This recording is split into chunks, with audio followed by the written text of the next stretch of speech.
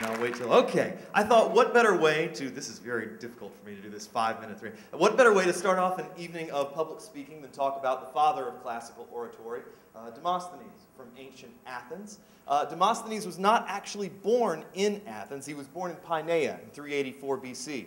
Always a bit of a country boy, always had that chip on his shoulder, never felt like the other Athenians really treated him like he deserved. And he was born a weak, small child, and yes, the father of classical oratory did have a chronic stutter as a little boy, very sort of the king's speech. And to top it all off, his father died when he was 7. So the guy who would go on to become the father of classical rhetoric and oratory at the age of 7 was basically a stuttering country orphan.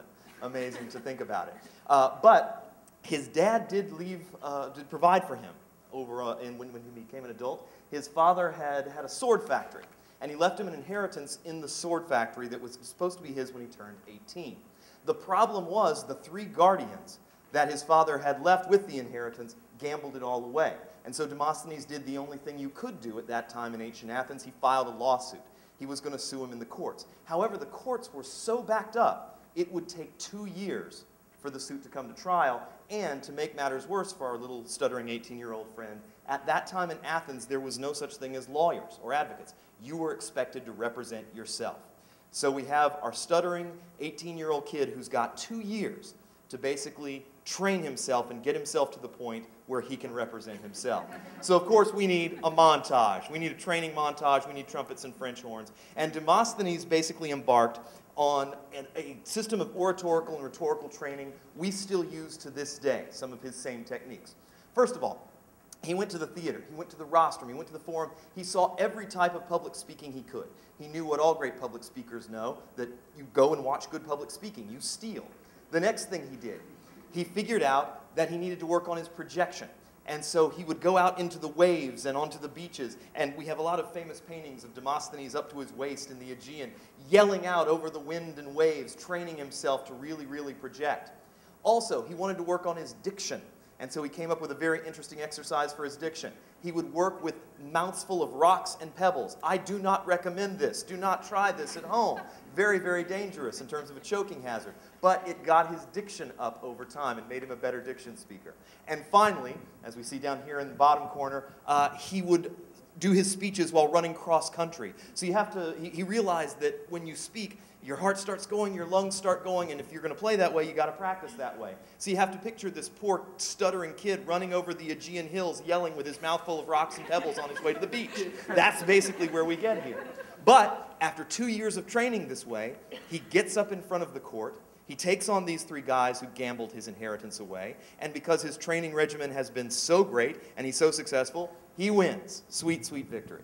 But not only does he win, people come up to him afterwards. That speech was amazing. I've got a case coming up next week. Will you write my speech? I've got a case coming up 6 months from now. Will you speak for me? Will you represent me? And so in fact he becomes not only one of the great public speakers of ancient Athens, he becomes what we would think of as the first lawyer, the first advocate.